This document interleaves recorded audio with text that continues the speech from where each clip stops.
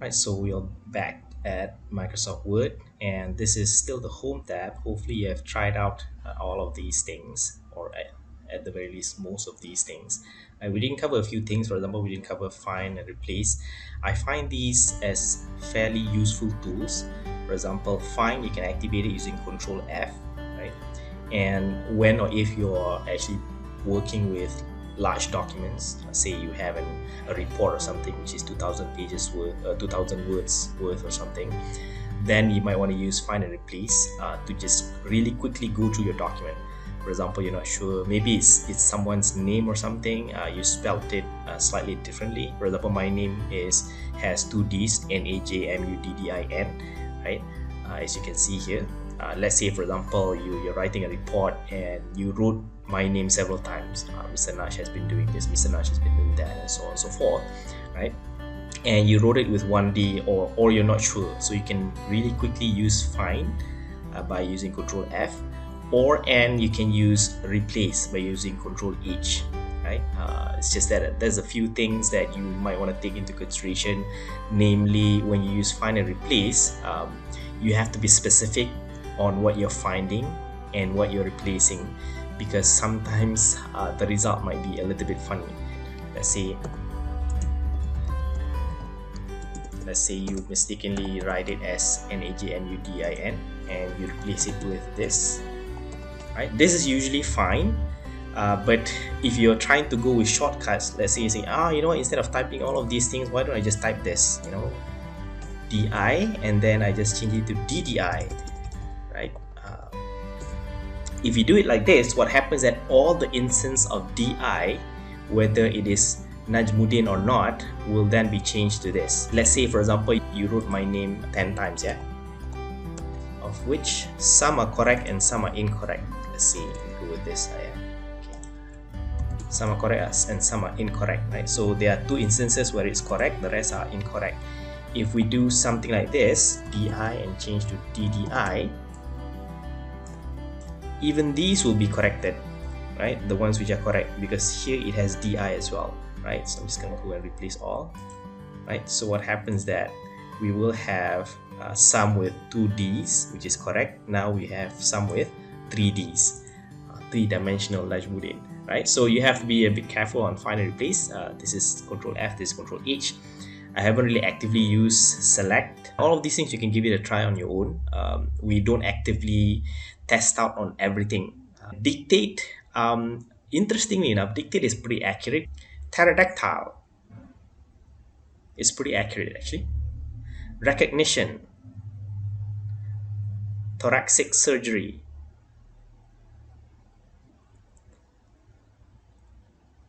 mnemonic, pseudonym, right? So as you can see, it's pretty accurate. In fact, of the words that I spoke just now, it only cannot do mnemonic, and I'm not even sure that mnemonic actually exists. Mnemonic, okay, it does exist, so it didn't actually catch that, right? So that is dictate, which is pretty accurate, and it's a fairly interesting feature of Microsoft Word. You can give editor a try as well.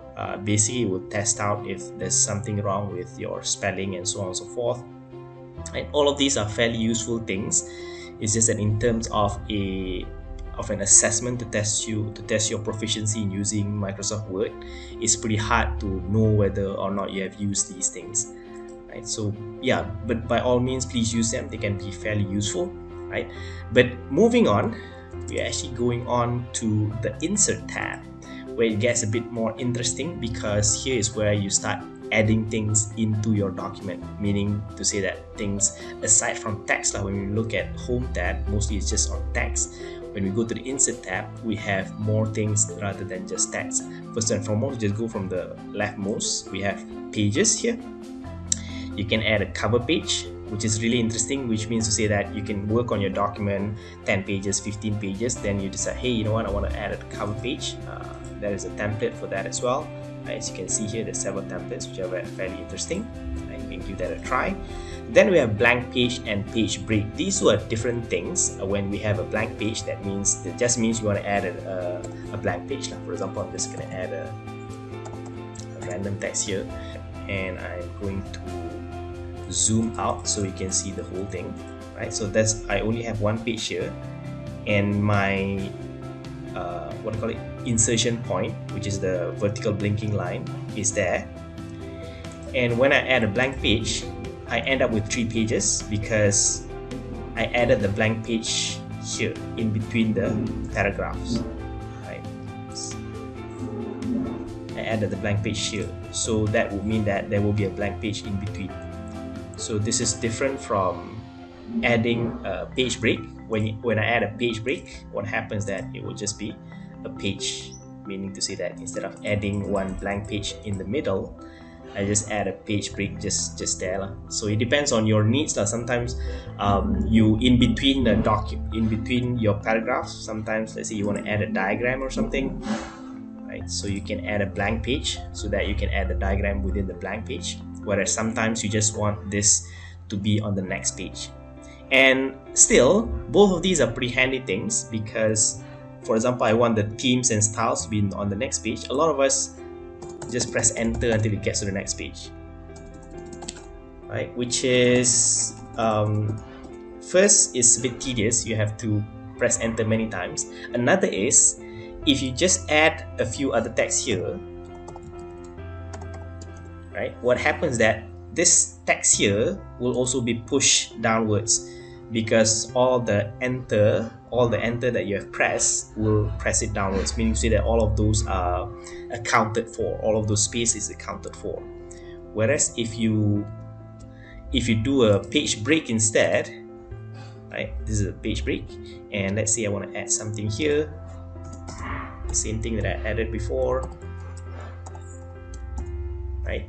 What happens is that this stays on the first line of the next page, right? So for formatting sake and so on and so forth, it is highly encouraged that you use the page break or an blank page rather than pressing enter so many times. I don't know if any of us actually counted the number of tabs that we have on the ribbon, but chances are it's quite standardized. You might have more or less, I think around 7 to 9 or something like that. 1, 2, 3, 4, 5, 6, 7, 8, 9, 10. I have 10 here plus file, so that's 11, right? But these are pretty standardized. But once we get to the insert tab, we'll notice something interesting. That is, when we add new things to our document, we might have extra tabs appearing. For example, here we are going to table, right? I'm going to add table here, and I'm just going to add a page break, apply that, right? And let's have a table here. And Word has made it very visual now. I remember the previous version of Word, you actually have to type in, these, you can see that 5 times 3, all those things, how many rows, how many columns. Previously, we actually have to set up how many rows and columns, but now they made it visual, so it's much more interesting, right? So I'm going to add this table here, and you notice that once I add the table and I'm within the table, I have 2 extra tabs on the ribbon, that is table design and layout, right? That is when I'm inside the table, meaning technically speaking, I'm activating the element, which is the table, the inserted element, and I automatically have these 2 tabs. When or if I click outside of the table, right, the 2 tabs are gone, right? So this is with regards to many things inside Microsoft Word and other Microsoft applications, especially the insert tab. Things that you insert things that you put inside a document within the insert tab, you get extra elements, extra tabs. So we can manipulate the table in many different ways. For example, you can color them, you can connect a few tables, a few cells together. For example, I can do something like this. I highlight both of these by clicking and then pressing shift, not letting go of shift. I press another cell and then I right click and I can merge it, right? Merging just means that I join the cells together, right? Or if I want to, I can also make several cells from within one cell. So I have one cell here, I can split it into several cells. I have, I can have, for example, 3 columns. Right, so it becomes like that. So I split it into 3 different columns. I can also split it in terms of rows.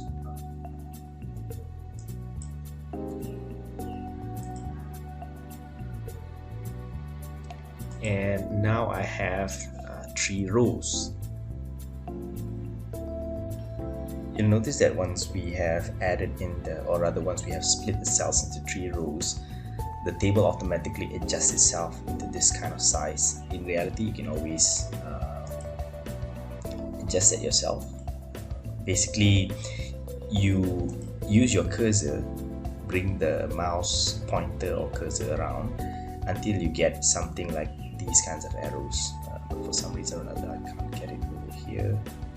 Right, just like that. You wait for it to change its appearance. Then you will be able to click and drag like that, right? So one of the concerns that people might get once they have resized their table like that is, now we have 3 rows which are no longer the same size, or they are not evenly distributed. So you can just select all 3. Remember, it's just click, shift, and then click, right? And then you can change it in using one of these tabs. Is one of the options in one of these tabs, which is specifically for table design or layout. I'm just going to go to layout, right? And you can see that we have this it's called distribute rows. So basically this is for distributing rows evenly, right? So you can have a look at these options that you have over in tables, table design and layout, in order for you to actually make changes to the table that you have, right? Aside from that, I can press tab and then I get another row, or I can just click outside of a particular row. Once I press enter, I will actually get another row, right? So these are, you can say, shortcuts that you can actually try out and discover with regards to table.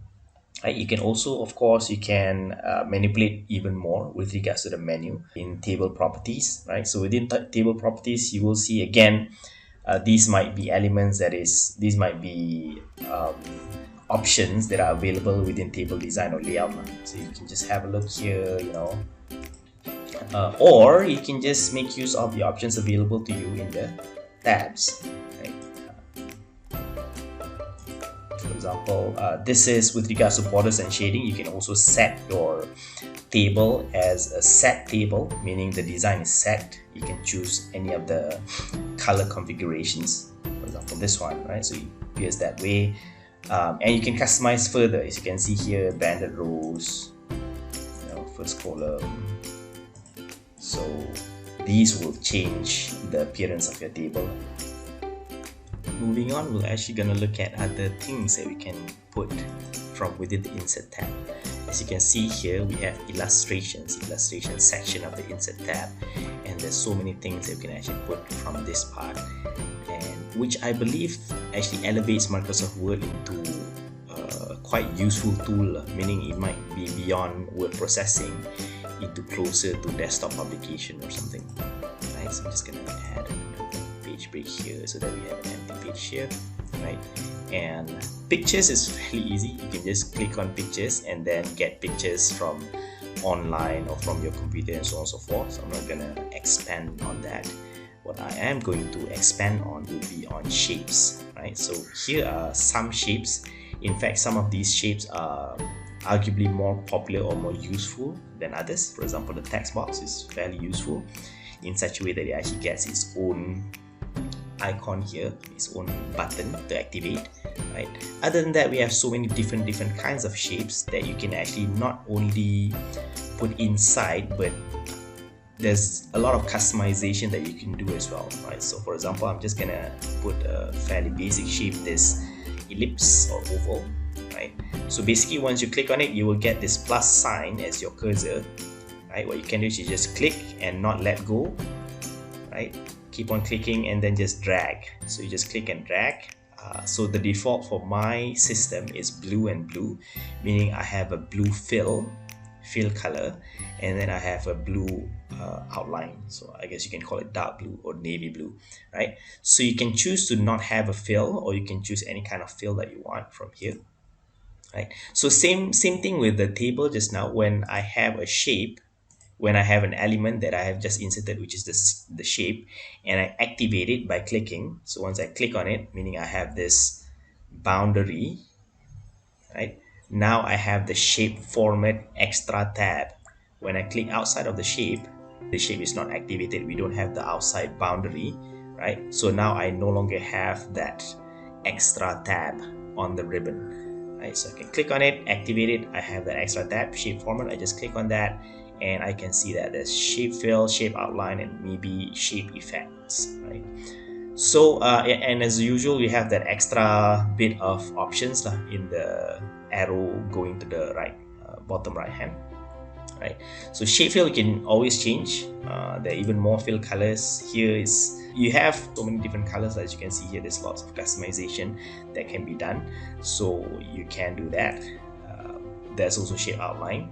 So this is a way to actually, if say for example you want to have something within your document, you can customize it, right? So you have a particular outline which is yellow or green or whichever, so you can customize those things. As well, you will be able to put text inside any kind of shape, right? So I'm just going to click here to activate, and then right click and then add text. Here I'll be able to add text, some text here, right? So here, as you can see, because it's dark blue, the text is automatically white. It's automatic text, I believe. You can just go to home. As you can see here, it's automatic, right? So you can change it to black if you want. So this is black, right? Or I just undid that by Ctrl Z, right? So I can change, for example, if I change the fill, right? So you can put text. You can also do other kinds of manipulation. As you can see, once I activate the shape, there's a boundary on it, as well as this arrow going in a circular motion. That means that you can click there. As you can see, once I bring my cursor there, it also turns into that kind of arrow, that circular arrow, which means that I can click on it and actually adjust it like this, right? So rotate it. Okay, so that's that. Let's look at this other thing that we can manipulate, which is shape effects. This is things like you can put a shadow, bevel, 3D rotation, and so on and so forth.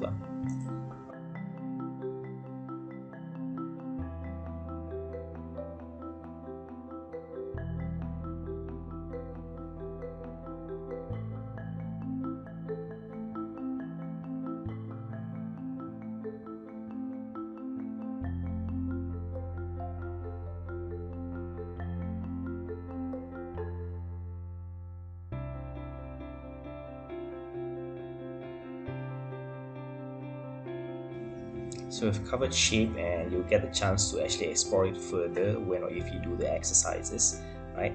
Now we're going to go to other elements that you can put within your pages in Microsoft Word. For example, here we have this thing called SmartArt. I wonder if you're intrigued about that. Let's just add another page. Right. Okay. Now we're going to go for this SmartArt thing. And what is SmartArt really? Earlier when we talked about shapes, right, we talked about how you can actually manipulate it, add a few things. You can add more shapes, make it into like a collection of shapes that interact with each other. Not really interact, meaning, for example, if you have this shape here, you put an arrow, and then you put another shape there. It sort of indicates that this shape is connected to that other shape. I'll show you what I mean. Right, I can add another shape here, for example, and then I add, let's say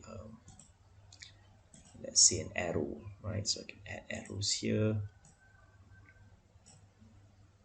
right? So here, as you can see, the arrow is just one line, so it doesn't have a fill, but I can always change its color if I want, and I can also change the weight here, right? So I can change the weight here, making it a big arrow like that, but still it doesn't have a fill, right? So meaning that Word doesn't regard this as a fillable shape. It's just considered just one line, so it's just one color, right? So anyhow, effectively, when I do something like this, you get the feeling that these three shapes are somewhat connected, meaning something that is done here might result in something that happens over here, for example, right? So with this idea in mind, Word has SmartArt, right? And SmartArt is that kind of shapes, meaning shapes which are a collection of shapes, right, that results in a graphic which is somewhat related to each other. So it would be fairly useful for you to use this with regards to diagrammatical thing to explain something. For example, you can explain a cycle here. So this is a cycle. You can explain a process. First do what, then do what, then do what, right? Hierarchy and so on. So there are different kinds of smart arts here. We're just gonna choose one. Maybe not this one. Maybe a simple one like let's say this one, right?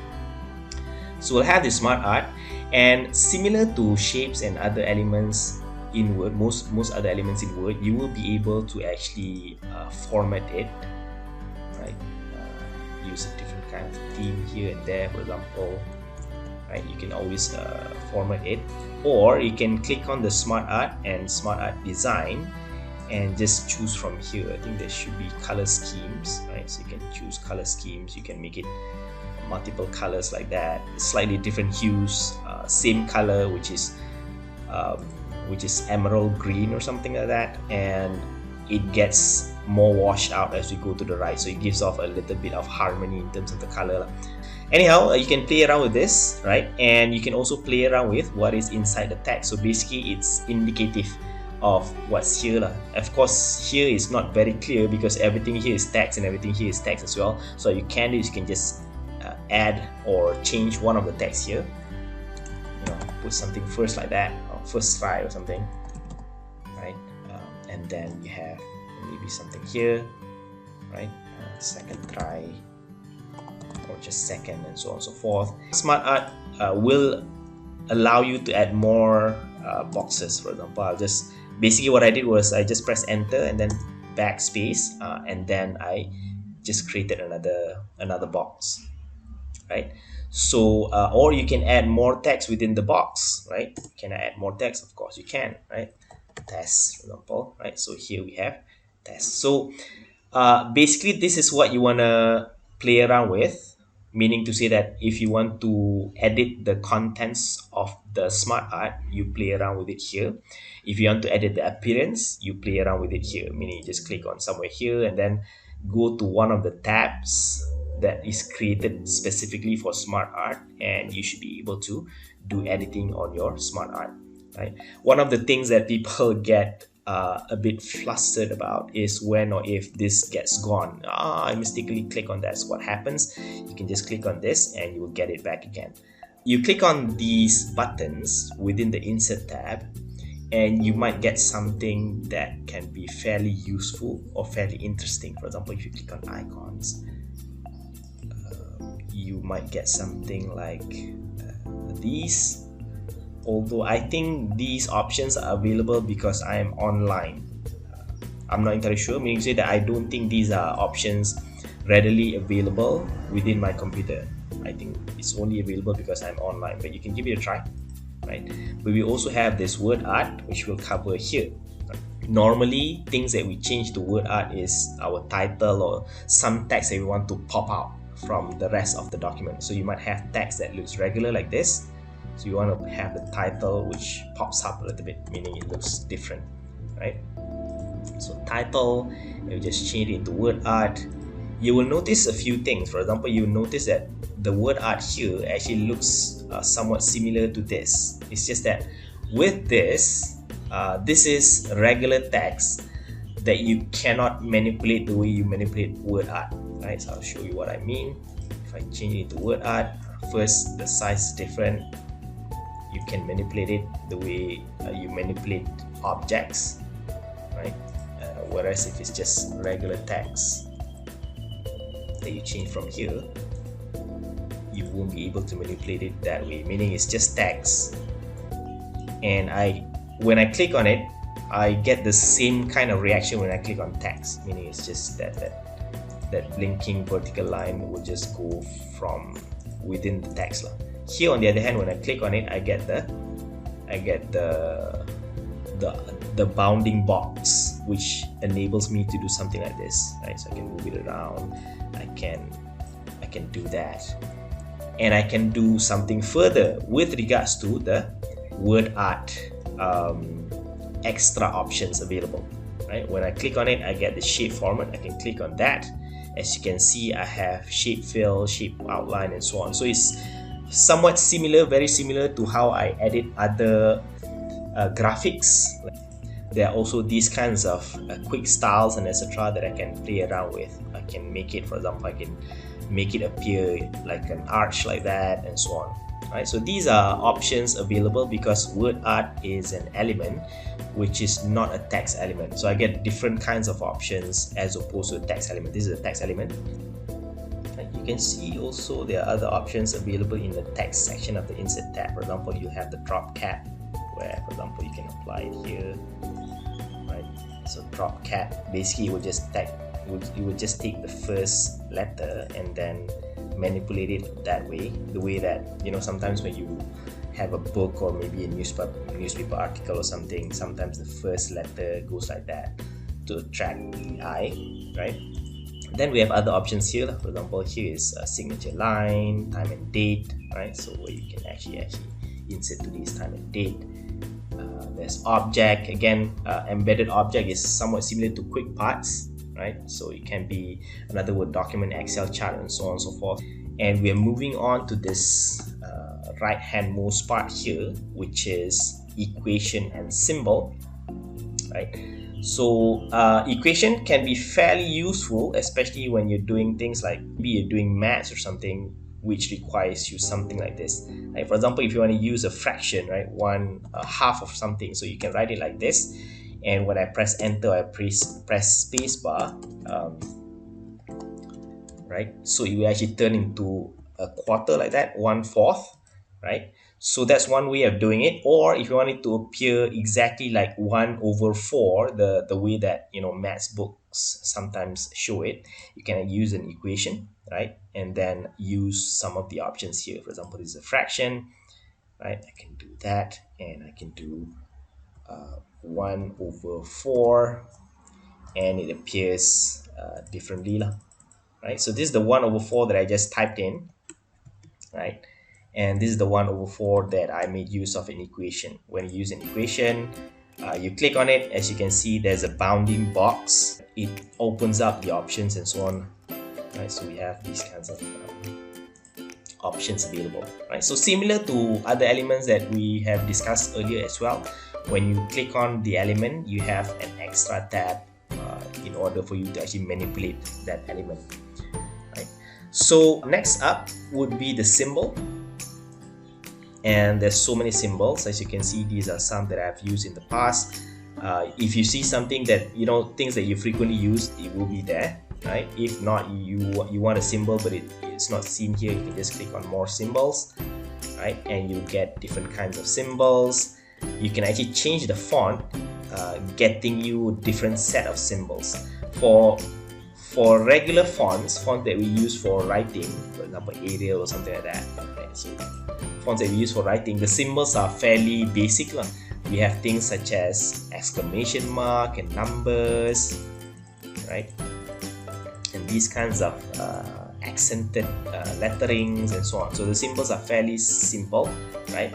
Whereas there are also symbols that look a bit more picturesque. It looks a bit more iconic rather than lettery, right? So these are symbols usually under fonts such as Wingdings, right? So it has fairly icon type symbols. So these are like real symbols, like symbolism, right? So we can have Wingdings, Wingdings 2, Wingdings 3, and so on. There might be also other symbols that might be related to language. For example, U sounds a bit Chinese, so we have these Chinese calligraphic symbol kind of thing, right? So we have different kinds of symbols depending on the font that you're using, right? Then we have special characters, right? So you can actually make use of shortcuts as well to actually come up with the special characters if you don't want to use a symbol. So these are some that I've used in the past. The tick mark, this Greek symbol, This is the crescent moon and the star, and then the euro, and then the pound, and then yen, and so on and so forth lah. Right? So if you want it, you just insert it. It will be there because here I'm activating this. So when I insert, that is inserted. I can click on this and then insert, and then that gets inserted, and so on and so forth. Right? So hopefully this doesn't have a bad meaning because I don't know Chinese. So we have header and footer and then page number. In reality, for header and footer, you can just activate it by clicking on the margins. Right? So I'm just going to zoom out a little bit. So if you look at the ruler, right, the ruler will have a slightly gray area and then white areas, right? So the gray area actually tells us about the margin. The paper has a margin. So this is the left margin, right margin, and then top margin or header margin, and then footer margin, right? So you can actually click within the margin side and activate the header and footer lah, technically speaking, because they're part of the same group, right? So I'm just going to double click here, bring my cursor within the margin and double click. Now I'm activating the header and footer, and I cannot freely edit the main part of the document. Here I'm clicking and trying to select and right clicking, but nothing happens because I cannot really edit this part. I'm manipulating the header and footer. So testing, right? Test header. So what happens with header and footer is that they are all part of the, unless if you break your page into several sections, your document into several sections, the header and footer should be standard. I mean, if you think about books and everything that you have read in the past, usually the header is something like a title or something that indicates that this is part of the same group, right? So it's a header. So when we have a header like this, what happens is that everything will be similar. I have a test header in all of the pages, right? So it's the same test header. I can make, I can put like a line or something like that, right? And it will appear uniformly throughout the document, right? So if you want to go out of the header, you just double click on, in my case it's double click lah. Yours might be click or double click.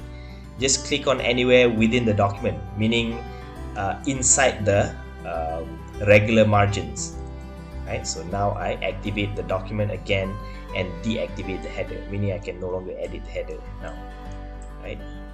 I can edit the main part of the document, right? Same goes with footer. You can also put a footer, right? You can put something, right? So same thing, sometimes we put something within the footer section, and the same footer will appear on all pages unless if you divide your document into several sections, which we'll discuss later once we discuss layout, this layout tab, right? Okay, so that's header and footer. Then we have page number, where you can actually edit. You want it at the top of the page, bottom of the page, and so on and so forth. And with regards to these options, why do we have these options when we can just double click here? Is because there's also preset header and footer, right? Meaning say that sometimes you want your header and or footer to look nicer and so on, have a uniform feel. So we have these preset ones here, which comes with some design elements so you can use those, right? So same goes with footer, some design elements, right? So which might be desirable. And actually a lot of these headers and footers already come with page number, right? So if you want that, you can, or if you want a more customized page number, you can just choose one from one of the options over here. So these are page number, and you can also customize it further. For example, you can have, let's say, this simple page number here, which took out the header just now. So we have a test header which is no longer around. Now we have it like this. You can always change it, meaning here I just put the test header again, right? So the page number, which is this 2 here, is automatic, meaning to say that it will change from page to page. The test header, on the other hand, won't be test header 1, test header 2 like that, right? It will just be test header, but the page number changes. If you want to customize further, you can. I mean, just be creative. Lots of things can be done within the header and footer. You can insert things that you insert inside the regular document. You can put a table here, put a test header here, right? put maybe a logo here. Let's insert an icon as a logo, right? So maybe this is our logo, this is our logo, for example. So insert, right? So that's there. You can, right? And then just take this, just cut it, and then put it here. This is where you can the right alignment can be useful, right? So I'm just going to do it like this. Again, within the table, I can manipulate it. So this is interesting because I'm inside the header, at the same time I'm inside the table. So as you can see, I have 3 extra tabs. That happens with Word. If you have an element which you use within another element, then you might have all the tabs open for you. Right, so I'm just gonna change a little bit of things here. I'm just gonna make it like this, so appear at the center. This one I'm gonna make it like that, right? And then I'm just gonna make the borders gone. So I'm just gonna click on this and then home, and just make the borders gone. There's no border, right? And then my header will just appear like that. So it's just the logo, the test header text, and then the page number. Right? So you can play around and be creative with your header and footer to customize the appearance of your document. You can try out the other elements available in the Insert tab. For example, the chart element, or this button here for chart, is actually linked to Microsoft Excel. When you choose chart, let's say for example stock or column or whichever, let's choose this one, right? And OK. Basically, it will insert something like this, and you manipulate it using Microsoft Excel. Other than that, there's 3D models. I've never really used this one, but I would like to think that with regards to 3D models, you will have to have the 3D model available to you first.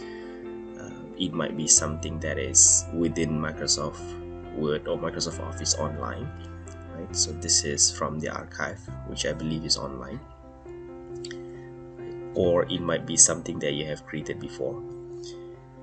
And then we have the screenshot. As you can see here, in the past, Microsoft Word usually have the screenshot ready. I don't know if you noticed when I first clicked on this, it says available windows, right? When it says available windows, basically it is actually looking at the different windows available to you. For example, right now I have a few windows open to me. I have Microsoft Excel, this Word. I also have several windows open in Google, right? Google Chrome. Then I have a folder open. So in the past versions of Microsoft Word, usually when I click on screenshot, it will show these available windows. Then I can just choose one, and then it will automatically be pasted inside my document, right? But it seems as if Microsoft has since changed this into screen clipping. And what is screen clipping? It works similar to this other tool that Microsoft has, which is called snipping tool, right? So if you click on snipping tool, you will have something like this. So if I want this, for example, I want to capture this screen, I go to that snipping tool, I click on new, and I can select the part that I want to be clipped, and it will be within the snipping tool window here, and I have the freedom to save it. You can also do the screen clipping using the screenshot. The difference being that with the snipping tool, you actually save the picture for you to use later. With screen clipping inside Microsoft Word, you actually have it immediately inside your document.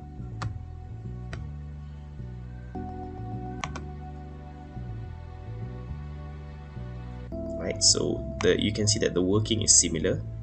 It's just that here I will immediately have it inside my document, right? So that is a screenshot.